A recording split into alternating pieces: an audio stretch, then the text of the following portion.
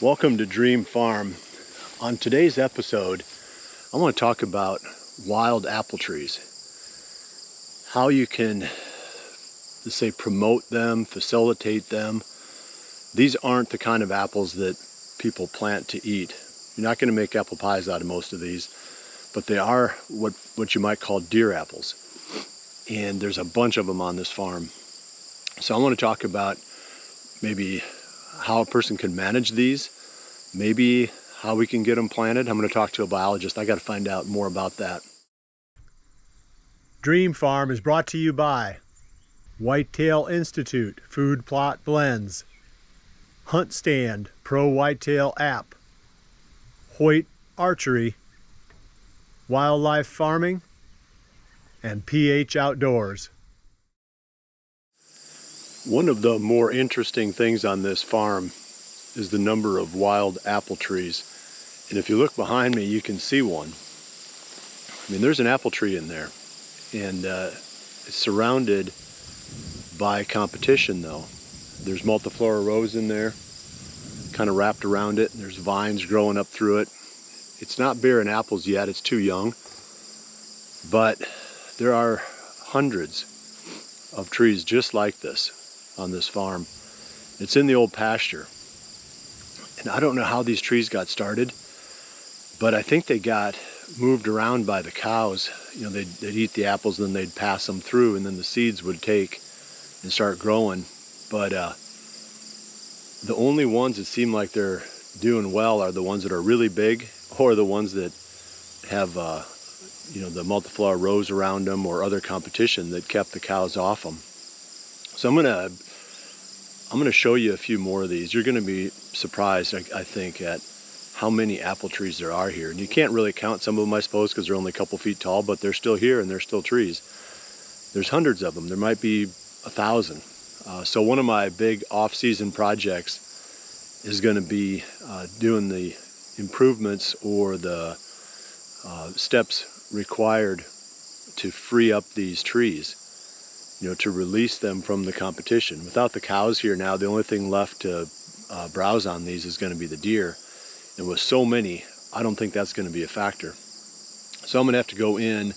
In fact, let's walk over towards another one here. This one is a bigger one. This one is bearing apples.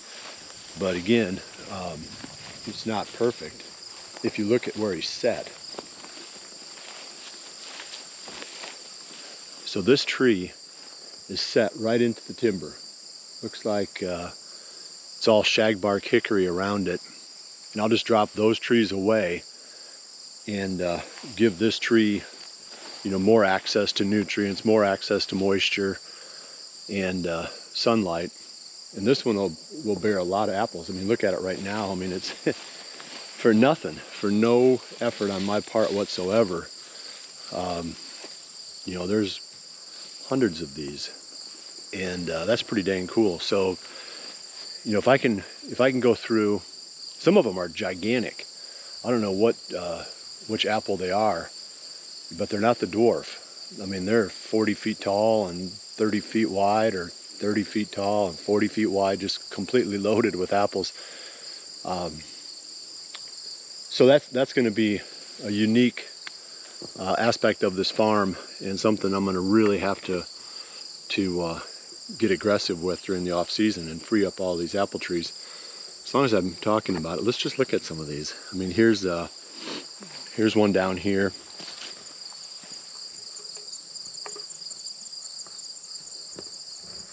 Believe it or not, that's an apple tree. You know, the cows have been browsing on it. I mean, it just took 5 steps.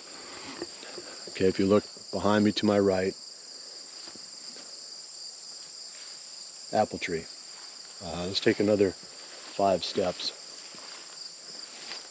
Hey, what do we have here? Apple tree. Oh, wait a minute. What's this? It's a little apple tree. Over here, apple tree. I think you get the idea. There might be thousands of them. So it'll be really interesting to see what happens to this farm in about 15 years, when all these little bitty trees that the cows have been, you know, browsing down get a chance to really flourish and grow.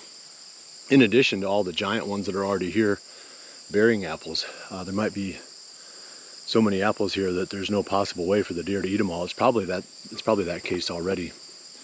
I don't know how to establish this. I'm going to find out.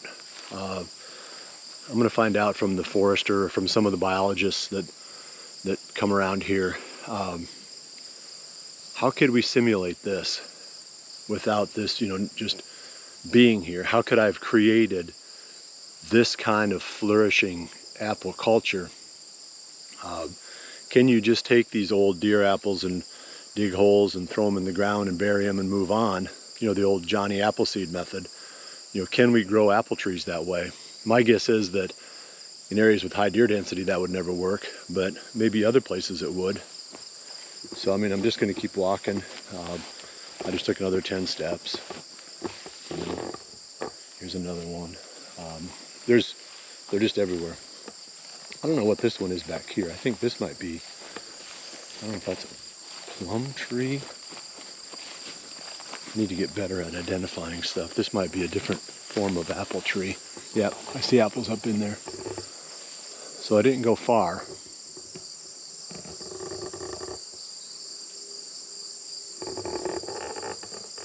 And that one's not bearing very well. And again, he's completely tucked, or she, into this grove of shagbark hickory. So releasing that tree might make a huge difference.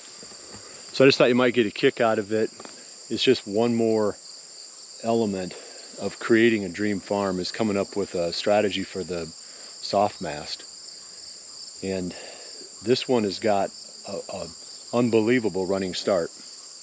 I need to come up with, like I said, an understanding of how these trees got here and how they spread so aggressively. Can this be done on a full scale like this in other places, and then get real busy on releasing all these trees and getting them to produce their potential. Here's a perfect example of one that is completely surrounded by multiflora rose, but there is an apple tree in the middle of that, and that tree's doing pretty well. It's, 10 feet tall, but the only way it's going to really thrive is if I can get all of those multiflora rose off there, and that's going to be an ongoing project, because as I look down through here, I'd say 75% of these little apple trees are completely surrounded by the multiflora rose. And again, I think that's why they're here. I think if the rose hadn't grown around them, the cows would have eaten them right to the ground. Here's an apple tree that's just right out in a fence line. I'm going to try one of these apples. One thing I've noticed, a few of them are rotting on the tree, but I'm going to try one of these. I've got it in my mind they're going to taste really bad, but if not,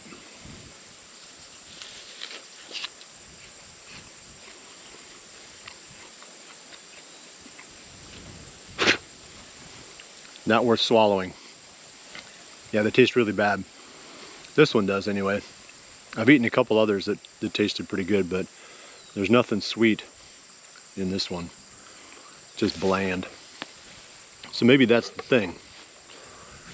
When they, well, I know that in order to produce a really good tasting tree, they have to do grafting, in order to establish a certain variety of apple. They'll take a really hardy rootstock and then they'll graft into that the tree that they want, based on a preferred, human consumption apple. And I had a guy named Eli, dang, I need to remember his name. Shoot, Eli, I'm sorry, but I'll think of it in a minute. But Eli runs a big orchard and a big fruit market out on the East Coast. And he had land in northern Missouri. And he would come up to my farm in southern Iowa sometimes, and we'd talk about apple trees, and he'd show me how to prune apple trees, how to make them more productive.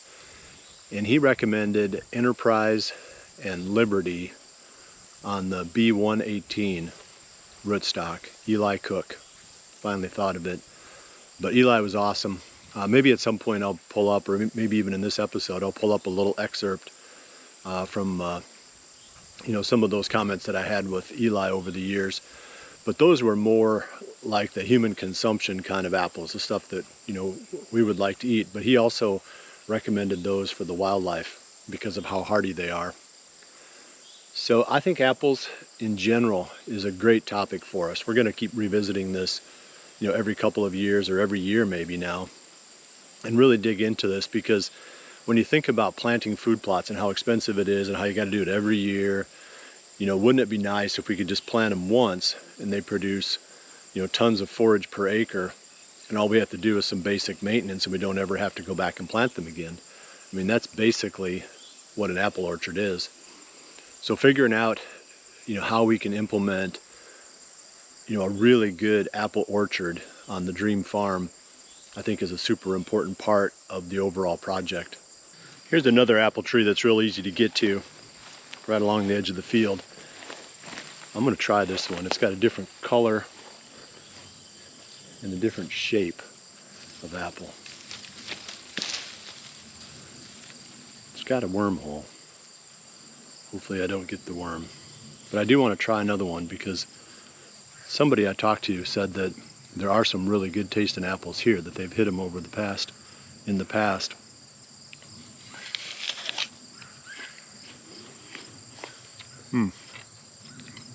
Yeah, that one's way better. Maybe it's the red ones that are better. I see another tree down here. That one's massive. I'm gonna walk down there and try one of those, but yeah, I could eat these. I could make a pie out of those. So let's see what else we can find here. Hold on. You can really see it here. There's up where I'm standing, there's 1, 2, 3.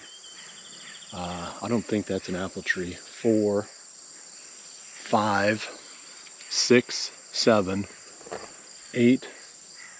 Well, if I counted all the ones I could see, it'd be hundreds. But yeah, there's 2 right here that are bearing apples. One is bearing green apples. I think I've already proven to myself I don't want to eat any more of those. But if we go down in here,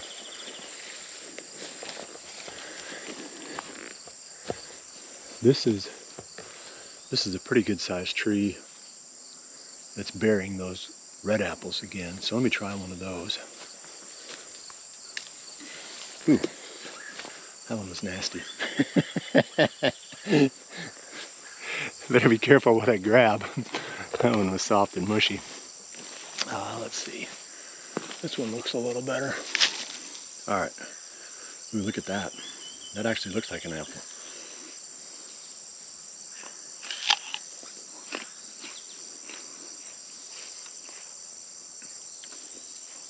Yeah, that's really good. I'll remember this tree. Maybe that's what I should do. Make some extra money. Rather than having like wine tastings where people come and sit around and taste wines and critique them, we'll have an apple tasting where people have to pay some ridiculous amount of money to come to the farm and ride around with me and taste these apples. I don't think it'd be worth exorbitant fee, but that's a pretty good apple right there. I just drove up on another tree.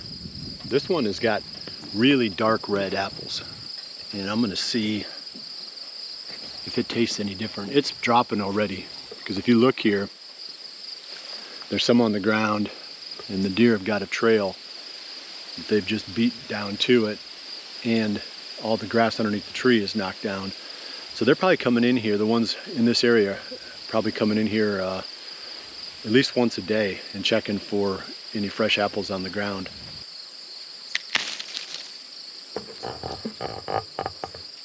So I'm gonna taste this one. This one looks better. It doesn't have as many wormholes.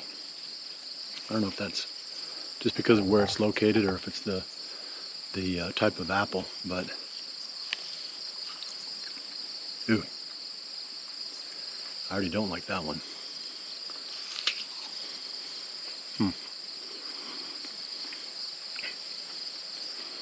Flavor's okay. The consistency, it's just really soft.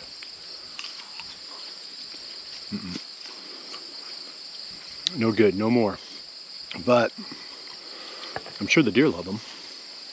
It just kind of shows you that what you get when you plant, or when you get wild apples, you get just whatever the root produces. And when you plant, you know, the more, I'd say, managed or controlled apples, you're going to get the stuff that the top that they graft in yields. So you got a wide variety of apples here on this farm. Some of them taste pretty good. Some of them taste bad. Some of them have a crisp texture. Some of them are soft like this last one. But once again, I'm sure the deer eat them all. And it's way cheaper in the long run to have a whole bunch of these things growing than it would be to plant acres and acres of food plots. There's an apple tree behind me right in our yard. And every day that I look out the window of my office, which is right there, I see deer that come up here and check underneath this tree to see if there's any freshly fallen apples. So even right here, not too far outside of the city, apples play a role in the behavior of the deer. I've given a lot of thought to this now since I've started editing this episode. What I need to do is get a bucket load on my tractor of these wild apples, and then grab the interns and just go out with a couple shovels and just drive through some of these areas where there are already established little small apple trees coming up, and just dig a hole, drop these wild apples in, cover them up, and then just see what happens, see what grows. My hope is that, you know, I could start populating a big part of these marginal acres on this farm, that part of the farm that has the apples, with more apple trees, because the deer have already accepted them. They're not browsing them to the ground, so there is some chance here. And if the deer population grows too much more, you know, it's going to be too late. So I'm going to try it. So I'll show you how that turns out, and by this time next year we'll have a pretty decent read on whether or not you can plant wild apples and get something to grow. Well, that'll do it for today's episode of Dream Farm. I've decided that these deer are going to eat really well. The more I look, the more of these trees that I find.